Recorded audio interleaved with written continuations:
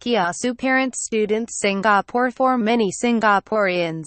An easy way to make cash on this site is to profit from stressed-out students and the anxiety of Kiasu parents whose mission in life is to ensure junior gets top scores in the PSLE, O-levels and A-levels, and gets into a great university. This education mania has given rise to a whole bunch of services and businesses other than the $1 billion tuition industry. Here are 7 services designed to give every student and their Kiasu parents in Singapore an advantage over, well, everyone else. 1. Essay ghostwriting servicesUni. Students have an entire semester to write their end-of-semester essays, but obviously many will leave them to the last minute and then panic when they realize they have 3 days to hand in papers that are worth 70% of their final grade. That's where essay ghostwriting services come in. These folks will complete university-level essays for their clients at a price. An essay usually costs a few $100, especially if it's on a technical subject that requires research.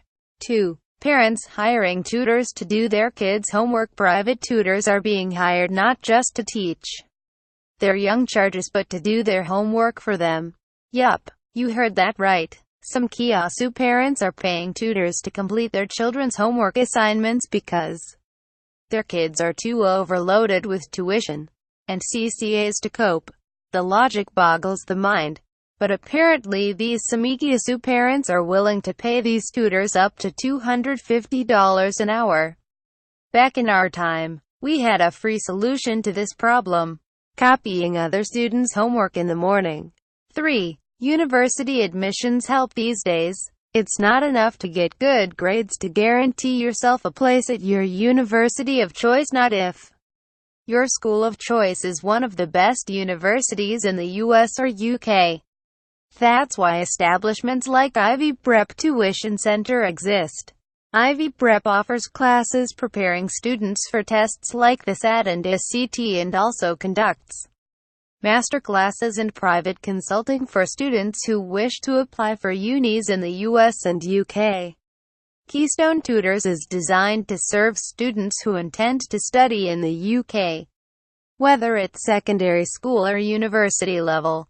They not only provide tuition but also help with the application process. 4. Sale of cheat sheets. So it's the night before a big exam, and students who've slacked off during the year are faced with the prospect of trawling through textbooks as thick as their heads.